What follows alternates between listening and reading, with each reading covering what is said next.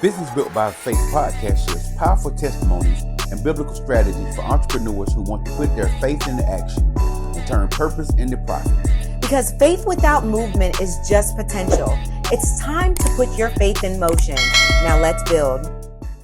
Welcome to another episode of Business Built by Faith, your weekly dose of real conversations, powerful testimonies, and practical tools to help you build a business and life that honors God. We're your hosts, Demetrius and Shaylin Dixon, a husband and wife duo, entrepreneurs and kingdom builders that know what it's like to start from nothing and build with God. Today's guest knows what it's like to let go of the good in order to step into greater. After running a six-figure real estate business, he transitioned into technology, where he now leads assurance and automation for large enterprises. He's the creator of both a family playbook and systems playbook that helps families and entrepreneurs document processes, reduce stress, and build sustainable growth. Guided by faith, grit, and mindset, he is committed to turning chaos into clarity and helping others transform setbacks into stepping stones. Please help us welcome Bryant Miller. Yeah, thank you. That sounds like, man, who did that? Right, that's me. Man, thanks so much for being on the show with us today. Yes, thank you for having me. We appreciate it, for sure. Well, your wealth of knowledge, we know you as the real estate guy, the real estate investment guy. But we know in 2020, you really walked away from doing that full-time real estate business that looked good from the outside, but was burning you out. Take us into that moment. What was going on in your heart, and how did faith kind of help you make the decision to walk away from money? Because most people aren't walking away from money. They're not. There's somebody listening right now that's like, what? He walked away from a successful real estate business. So it was a journey. 2019, I think it was my biggest year in real estate. Oh, wow. Okay. Before 2020 anyways. I think that's when COVID happened. Yeah. So COVID was a really blow up year. It was crazy. We did everything like online. So we started to do webinars, and then it really got to a point that I started trying to hire people and got burnt out. And what I would say, what really took me to the next level is like, all right, after that end of that year, once we did taxes and everything, I was just like, can I sustain this? I made a lot of money, but can I sustain this long term? Yeah. Right. And I just started going through different businesses. I think that's kind of where we met when we were trucking, got into the trucking industry. We're going to get into your horror stories. Okay. I have to hear them. So I think it was just a burnout of real estate. Right. I started venturing into so many different businesses. Yeah. And then I was good at systems, but I tried to put systems in all of those businesses, which really made it even more chaotic. Yeah. And I was like, wow, let's just step all the way back. I cut everything off. I didn't answer my phone. Yeah. And just, what do I need to do? Spending more time with God, spending more time with the wife. Yeah. Like, dang, I really like peace now. Now my phone doesn't ring 24/7. All this other fun stuff that comes along with that. That's what we would get into. But realizing it wasn't sustainable. People really want me. I built a business to where it was my name, my face. Yeah. And so even when I did try to push out for teams, training them up. Yeah. Where are you, Bryant? Right. Well, I don't want to work with them. I want to work with you. Yeah. So the business was completely structured around you. Right. And that's a heavy lift. Yep. That's really, and in logistics, if you do anything in logistics, oh my goodness, the customers want you. Yep. The carriers, they want to talk to you. Yeah. Yep. The employees, they want to talk to you. They don't want to talk to anybody else. And that's a hard place to be in when you're building. Yeah. So what would you say one of the biggest fears you had, from starting from scratch, from nothing? One of the biggest fears, as Shay just said, was walking away from the money. Yeah. Like, all right, $300,000 house. Yeah. That 3% is $10,000. Like, who's walking away from $10,000? Yeah. But doing that, I was like, it's something great on the other side. And it's not really starting over. To me, in my perspective, it is starting over, but it's starting over with a different experience of what what not to do next time. So it's... Well, let me rephrase that. Okay. What would you say you discovered most about God in that process of transition? The transition? Yeah. What I most discover about God is patience. Okay. And walking by faith. That's one of my favorite quotes. They walk by faith and not by sight. That's so right. If I knew I was leading to burnout, my wife was even saying that when she told me, she was like, you sleep weird, you always toss and turn. She's like, you sleep different. Yeah. And because your wife will notice, okay? Yeah. If nobody else notices, your wife will notice. She's like, man, why are you, you normally never do that in your sleep. And I was like, okay, I really had to take a step back. Yeah. And that's when I kind of got into fitness as well. Okay. And I guess we could get into that journey Yeah. as well. But so that's what it was. A couple of different things that really triggered it. Like, I can't sustain this. Yeah. And let's go ahead and put these systems in place and figure out something different. Yeah. And I tell entrepreneurs all the time when we're coaching or consulting, we're like, listen, when God called you to something, yes, there's going to be challenges. Yes, there's going to be obstacles, but it shouldn't be affecting your health or taking you away from your family from the point to where you're absent. Because that's not God's design for our lives. He wants you to be with your spouse, and you can't always be that with them all the time like I can. I'm blessed. Blessed. Work from home with my man. But for those that can't, it still shouldn't take you away all the time. And have you, one of our episodes, I think we said 70% of entrepreneurs experience some type of mental health issue. Because they were burnt out, because they were so focused on not letting go of the money, not letting go and chasing that money. And so I'm glad that you were able to get out. You definitely seem more at peace and not as stressed. And I love that for you. Yes. Well, I just always think every time we're like, oh, Bryant's working out again. But that's a good thing. That's been the start of our journey, because we are trying to counteract the burnout of being in logistics. Real estate and logistics are two of the most stressful. At the same time, like when you told us, when we first met you, when we first met Brian, we were like, what are you doing? You're doing real estate and logistics. Those are two of the most stressful industries. And everybody needs them now. He had trucks. He wasn't just doing it regular. He had trucks. So. Yeah. I know you had bad experiences. I know it. I mean, it was like literally 6 businesses almost at this. 6 businesses at the same time. So real estate, agent, team. Okay. I was coaching the mentees that came through the brokerage too. So they was calling me every, with their questions. Yeah. Then I was coaching and consulting just on business credit, business funding, online coaching, trucking business, 3 trucks on the road, 18-wheelers, not fun. Right. Do not recommend. We do not recommend. 10 out of 10. Anybody in logistics, it's a 0 out of 10. We do not recommend. Car rental business. Okay. I had car rentals on the road. I didn't even know about that one. No, we didn't. Airbnbs. Still having rental properties too. So all of that. Yeah. And still try to make the wife happy, family happy, travel. When I'm traveling, it's really not, hey, can you have your attention? No. Like, I gotta at least check in real quick. So did you keep any of them? Were any of them lucrative but peaceful enough that you wanted to stay in it? The only thing I kept still is the real estate license. Okay. And it's really on referral basis now. I refer it out to get some, and then outside of that, collect your check. I collect check, and it's just systems now. But everything else, it had to go. For my peace and sanity. So I'm a big believer in one thing now. There you go. That's good. That's good.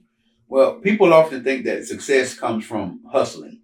Oh yeah. But Let's you talk said about it. that your journey kind of showed you something different. Yeah. What's the biggest misconception that people have about success, and how's that changed your perspective on things? I think I was talking about this the other day. To success, we always multiple streams of income. You need 7 streams of income? Right. What they say. Yeah.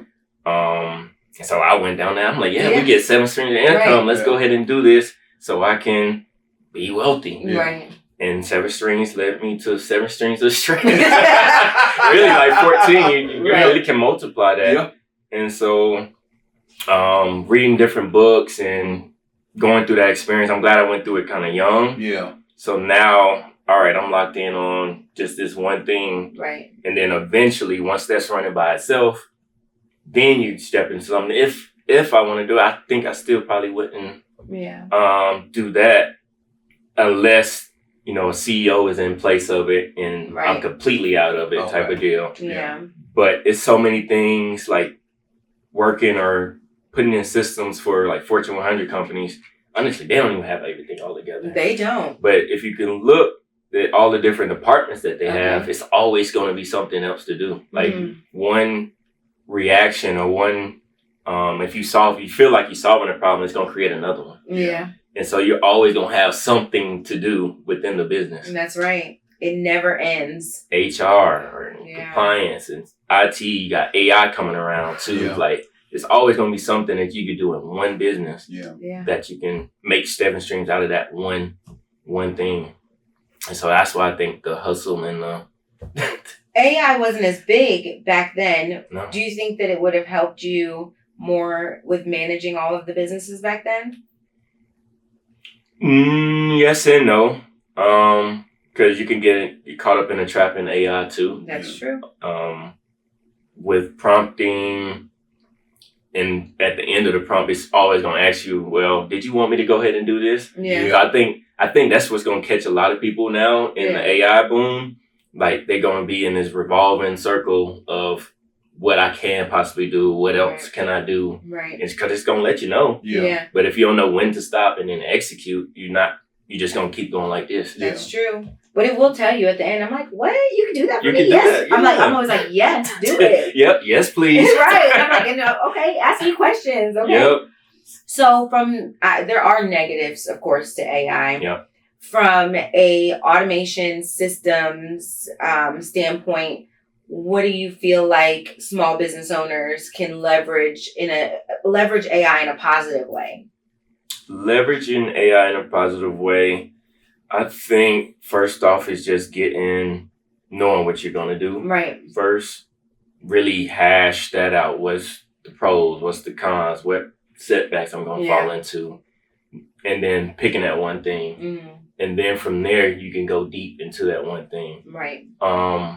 It is different phases of life.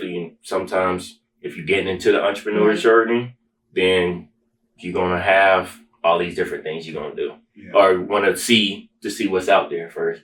But once you find that one thing, then, pick in and stay in that one thing and dive deep. Even if it deviates from the plan, you got to make sure you go back to it. Because if not, then you can be all over the place. You're going to be all over the place again, and you're just going to be spinning your wheels. You're going to get tired. Yeah. Like, dang, I feel like I'm doing something. You know a little bit about everything, but you haven't really did nothing yet. And you're not making any money, and that's the biggest thing. Yeah. Learning how to lock in. I know I skipped your question. I just wanted to know about the AI.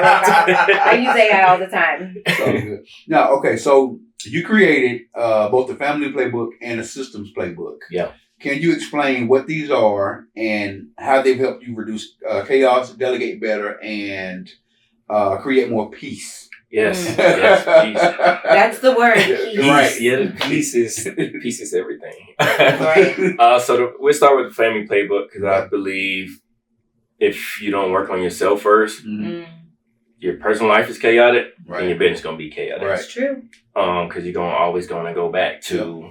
All right, dang, I got to do this, and that. Yep. So document what you do at home. That's the first thing. Okay. Bills. Yep. Are they on auto pay? Yep. Do you have it all systemized, or are you paying it automatically, or where should I go? Like if I pass away today, My wife can go in the system Playbook or the family Playbook. All right, this is the bill I pay. Right. This is the passwords. It's all this fun stuff. This is where you go. We order from here. Right. We do this. This is our life insurance policy. This is our whole life. This is our trust. This is how I get the money. Like all that's documented into a book. Okay. And she knows where to go. If I pass away, she passed away, whatever the case may be. Kids, when they come along, they have the family Playbook to go in, build out businesses and things. So getting that in order. As far as peace, just, DoorDashing, having, who to contact for cutting the lawn, cleaning the house. All these different things is going to save time. And that more time you can put into your business or do whatever you want to do.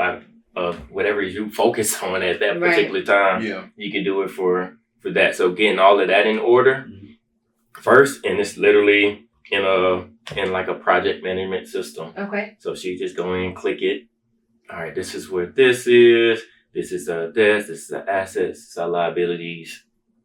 So did you create your own project management system, or do you use another one like Asana or something like that, Trello? Yeah, I use Notion. Okay. I just use Notion, and you can, use some APIs to connect different things in it. So I didn't... Tell the people what's an API. I know what it is. I'm the people. So API, in layman's term, it would connect one system to another and it talk to each other. Right. So say you have a Google or Excel spreadsheet with lists, rows and columns. And from that Excel spreadsheet, you can use an API call to go into, what's your logistics? What are you using? Skill? Yeah. No, RTMS. RTMS? We use Easy Loader. Easy Loader. So you can use that. You can upload a spreadsheet and it read and goes into TM Loader with the driver name, tracking, all that fun stuff. So where it's automated. So VA puts it here. Once it triggers, it'll trigger it and then go into that TMS system. We have a lot of APIs set up. Yeah. So for whatever you're using, you can put it in one place. We've got a family Playbook and Google Drive in different places, but it's good. And I think a lot of people skip getting their house in order before they focus on the business. They get straight to the business and they skip over getting their house in order. And I know for us, we are very structured. Yeah. If it's not on my calendar, if you did not get a calendar invite, it's not happening. Right. Yep. I always ask him, he's like, well, what's the calendar say? Is it on the calendar? That's not on the calendar. So, and he actually looks now at the calendar. So managing a lot of stuff, it's challenging. So make sure you guys are taking the time to get your house in order. Yeah. You can't build on shaky foundation, okay? You cannot build on shaky foundation. You have to get things in order. Thanks for sharing that. Yes. Now, when it comes to the systems playbook, what is that? Because I'm curious about that from a business standpoint. Yeah. This is for me and y'all, but this is really for me. So the funny thing is, once you have your personal playbook, literally it just transfers like an API key to your systems playbook within your business. So who's the building? Who's your document everything that you do? If you're using QuickBooks, how to get access to it. All these little things that you think it's just in your head, but if somebody came behind you and be like, all right, well, where do I go here? Yeah. Now you got to stop what you're doing to go do that. But if you have it in place first, create some SOPs around it. Yeah. What are SOPs? Tell the people. Standard operating procedures. Yeah, I knew that. Yeah. That's because I always say, well, what's the SOP? I think I've seen Standard operating procedures. If you do not have SOPs, you are not running a business with excellence. You're just winging it. And you can't teach anyone else or bring anyone else on your team unless you have SOPs. The Bible literally says, write the vision, make it plain. And the part after that is that people can run with it. People can't run with it if you don't have it written and easy for them to access it. And that is the biggest lesson that I've learned as an entrepreneur because I try to do it all myself. Yep. I was like, oh no, I'll do it. And then when I finally hired someone to be able to help me, they were like, well, what do I do? And I'm like, oh, now I got to train.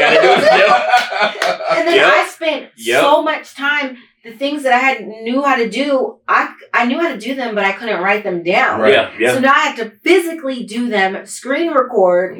I'm like, Loom, please help me document this, you know? And I find myself trying to go back and document. So for anybody that's starting a business, start creating your SOPs in the very beginning. When you first start, from the moment, because this podcast is new for us. From the moment I started, I'm like pre-production SOP.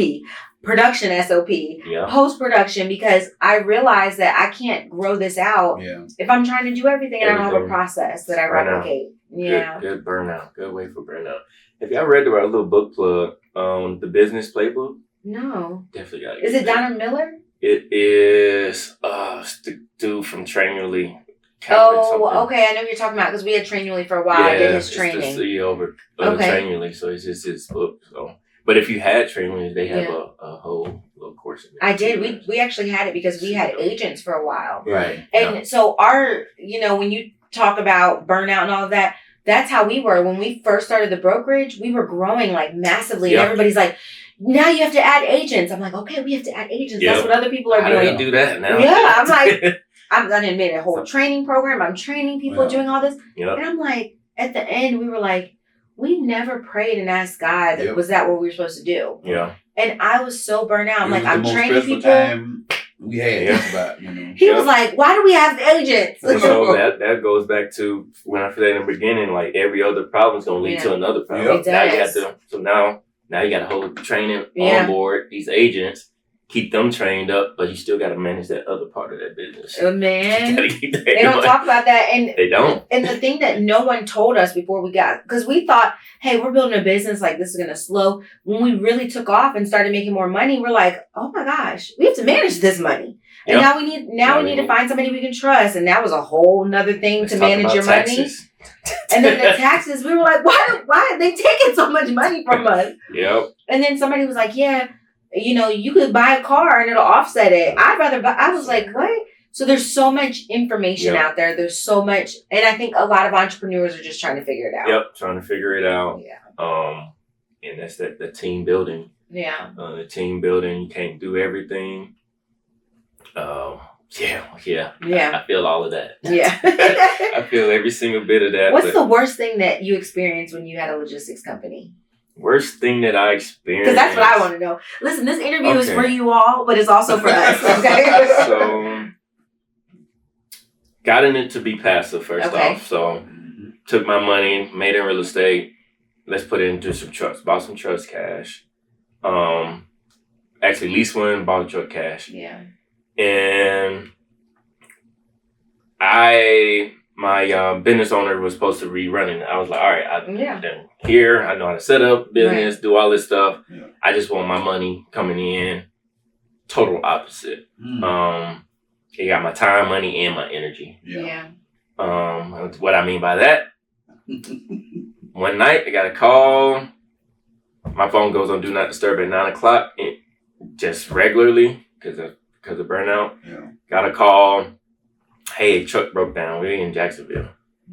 And our other truck happened to be there, thank God. But what I ended up doing, I got up out of bed in Atlanta, got on the airplane, went to Jacksonville, towed my own truck back. Wow.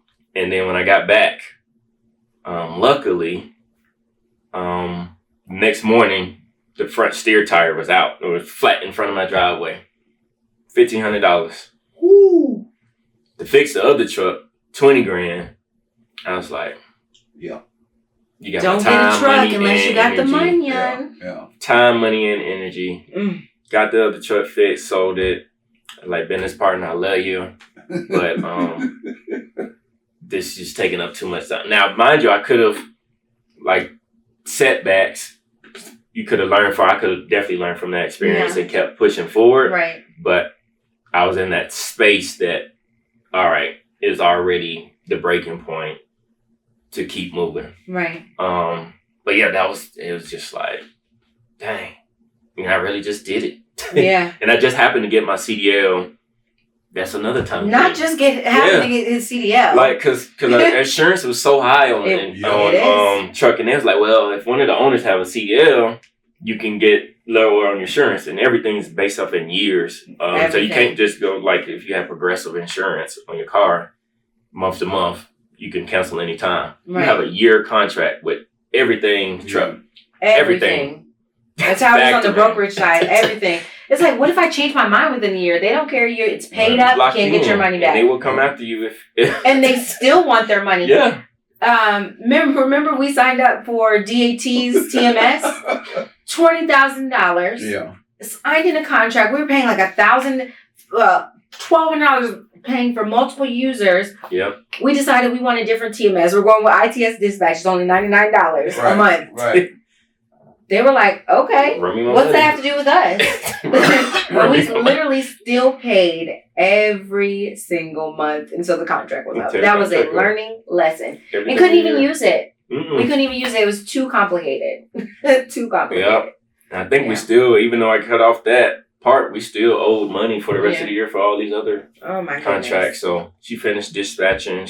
We made it work, but it was just too much. But I got my CDL. Okay. So I can lower the insurance rate. So luckily I could drive my truck back, because if not, y'all know how much it costs to hook up a truck to a tow truck. I'm listening. So from Jacksonville to Georgia, that would have been a pretty penny to tow that truck back. Then whatever price they give you when they first pick it up, it's gonna double. Oh, it's $250. Because now we're gonna go ahead and put it on our lot, because if you don't pay it, now we're gonna charge you storage. Right, storage fee per day, per hour, or something like that. It's crazy. So it sounds like for entrepreneurs listening, you really need to make sure that you do your research in advance before you go into any type of industry.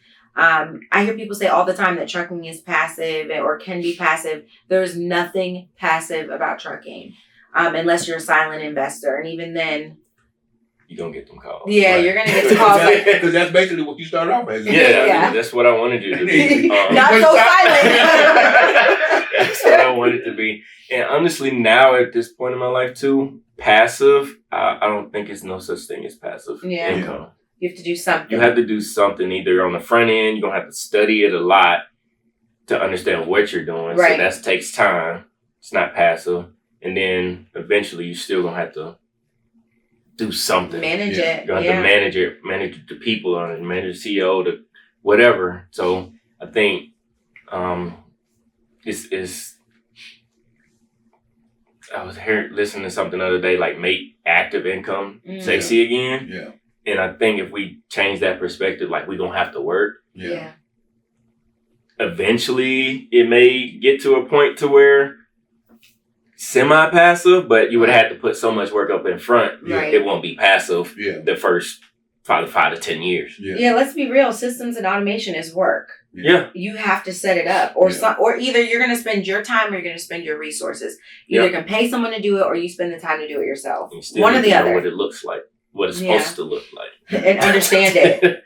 Because I've had people build stuff out. I'm like, I don't understand this. So I don't know if you're doing it right, but hopefully you are. Yep. And that's not a good place to be in. You have to know what you're doing for sure. Let's change gear just a little bit. Yeah. When you hear the phrase building by faith, what does that mean to you personally? Building by faith means, I feel like it means just what I do. You just walking and not knowing what's the next move or next step. What's the outcome of it? Yeah. That's what I think of it.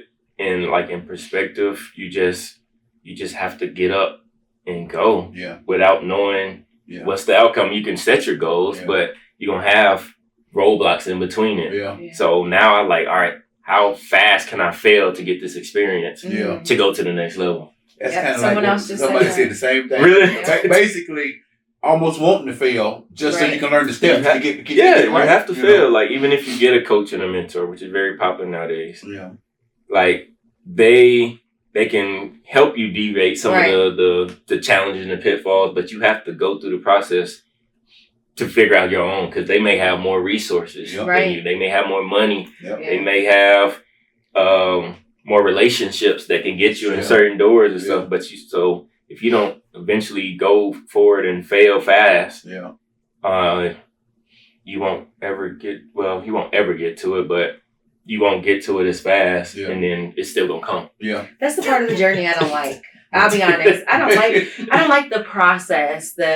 That's the hardest part about faith for me, because I want to know, lay it all out. Yeah. Give me a roadmap so I can just follow the roadmap and keep it real clean. All that extra in between, it's so stressful. I want to know what's the plan. My husband's like, just go with the flow. No, I need a plan. I need a plan. I like it too. I love a plan too. I'm very structured, 10 by 10 type of guy. Like, all right, babe, like let's go. Like, been asking you this since Tuesday. Said it before I left the house. It was like, all right. She's gonna watch this and she gonna get you. Tell him. But I like a plan, so always, have the plans. I always think of it in tech terms. It's we call it the software development life cycle. So you have a plan, BRD, business requirement. So what does the business owner want? What do you want? All right. And then from there, you have a planning phase. Mm-hmm. How are we going to plan this thing out? Okay. Then you start developing it. You put your pieces, your tools, your dev start actually coding it up. Then from there, that's where I come in. We test it out. Okay. All right. Does this process work based off what the business requirements need? And then from there, you reiterate, you test it, and then you put it out to the market type of deal. Okay. So that's something that is that something that small business owners need to do on a smaller scale, kind of similar to what larger companies are doing to test out systems and processes? How could a small business owner do that or implement that in their business? Yeah, this goes back to the family playbook. Okay. It's, you got a plan. Yeah. You execute it and you just do it for every part of your business. Writing a business plan, I think that's one of the first things the bank wants. Okay. But if you come into a bank, here's your LLC, your EIN number. Right. Here's a business bank account. Well, not all businesses want that, but if you go for like a grant or something, right, they're gonna want a business plan. Yeah, most businesses, you need something. They're gonna ask for everything. Yeah. Everything. Yeah, that's good. So that outlines what the plan is, even though you're not gonna know all the intricacies. I said that right. In between those plans. Oh, listen, I say stuff wrong all the time. One of the last episodes, I said Zell, and I meant Zeal. I was obviously thinking about money. Right. Yeah, I said doctorate. What did I say? Doctorate or something. Yeah, something. Not a doctorate, but yeah. So having that plan. It's going to show you like the long-term goal. Right. And then each phase, you may have a block here, skip, block here, skip, block here. Yeah.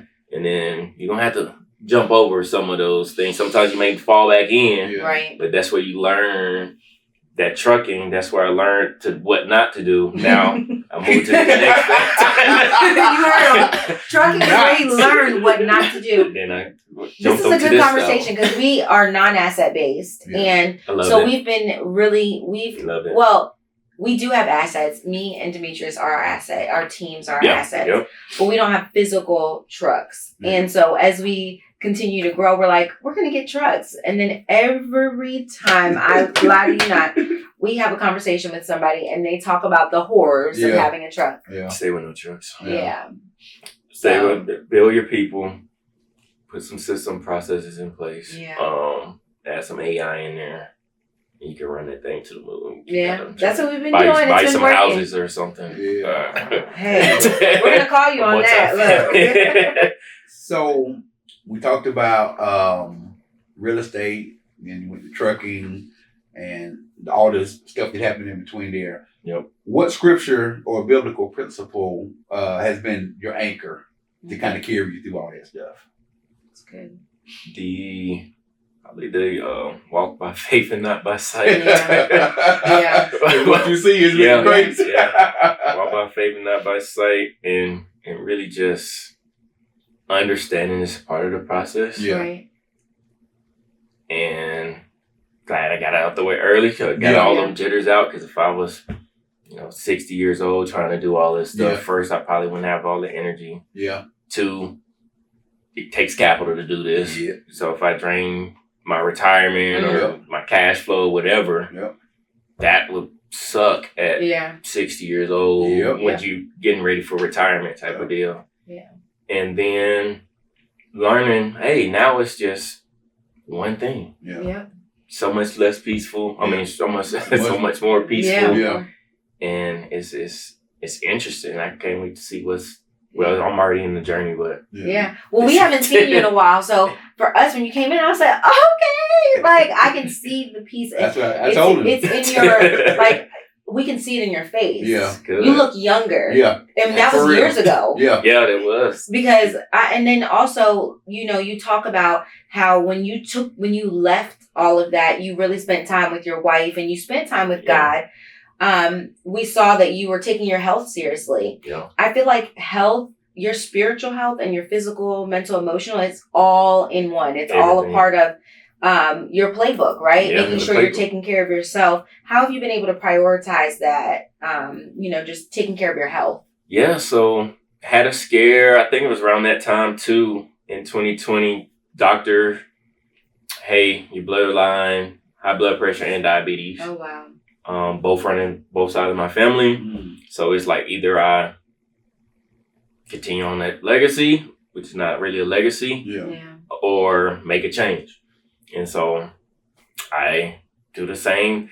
Now that I think back on it, like I literally did the same thing for the playbook. Yeah. I hired a coach. He gave me the playbook. Right. I didn't have to think about the playbook that time though. He was the coach. Right. Ran the play. He gave me the workouts to do in the morning. I had to think about that. He gave me what I needed to eat. I needed to think about that. And then accountability on that. Big one. First, I dropped some weight now. Yeah. And then I was working out like 2 times a day. I still wasn't losing as much. I kind of plateaued. Right. Then I started sending him my food. Yeah. That's when it really got real. Yeah. So it's in the food. It's in the food. Oh, so he was like, cut this out. Why are you eating this? Oh no! What is this? Like he was literally still got the text messages saved. And literally once I started eating what he said to do on the list, all these snacks and these dressings and all that other stuff, it adds up. Yeah. It compounds. And once I started doing all that, it just started falling off. 50 pounds down. I bulked up a little. I was like 175. I was cut up, but I ain't really. He said he was cut up. Wife still kind of like me a little meat. So I'm at like the 190 now. I got a big race coming up soon. Okay. That's awesome. So I'm going to go back down to like 185 for that. It's called the High Rocks. It's very intense. Yeah. So when that transition has opened up to now you can pursue things that you truly enjoy and spend your time doing things that you enjoy doing. Yep. Yeah. That's enjoy good. doing it, and it's just a part of me now. Yeah. Like 5 a.m. or I'm up at 4:30. Woo. Gym by 5. Don't call me. Call me though. And then come back home. Sometimes take a little nap, depending on what I need to do. Back up by 7. Working on systems. And I think that's another thing with entrepreneurship. You still need to work those 8 hours or so. I think we try to get out of working. We want to be on our own boss, but at the same time, somebody got to be a worker. You'll be putting in the time that you do at work, and stuff gets behind and things. It does. Locking that time out to really get what you need to do for your business, just like you would for somebody else's business. It's easier said than done. It is. I definitely like an 11 to 2 type of schedule. So I get in trouble a lot with HR. So I'm just saying it's real out here. Well, thank you for sharing that. I definitely appreciate that. Sharing your journey. So if your ideal client was listening right now, how would you describe who they are and what services your agency can provide to meet their needs? Ideal client would have a bunch of different systems in place, a bunch of things that's just there because social media said it was there, right? Social media said you need it. to really hone in on what you really need, because all those subscriptions add up at the end of the day too. If it's like that in your business, it's probably like that in your personal life too. Yep. Give me one here for this. I'm gonna cancel it. Right. I said, what is this? What? Yeah. Quick plug though. I just got on with Rocket Money the other day, and it's like really good. Okay. Rocket Money, really, you hear that? Y'all need to Rocket Money. Affiliate. This yeah. I don't even know if they have affiliate or not. But they just started it out. Literally, Rocket Mortgage. Okay. They bought out. It was another company. I forgot what it was. So they named it Rocket Money. So it's in the beta stages right now. So it's a really good price. It's like $9 a month. What does it help you do? So it tracks. You link your bank accounts to it, credit cards to it, investments to it, and it shows you all your subscriptions you have. Quick. Shows you, it tells you if you need to, if it's higher than usual, it'll negotiate with the companies for you. Okay. And then you can go in and cancel it. You can see your bank accounts, see all of the transactions that come in and out. And you can cancel. I don't know if we need that. Cancel them. I don't know if we need Mind you, yeah.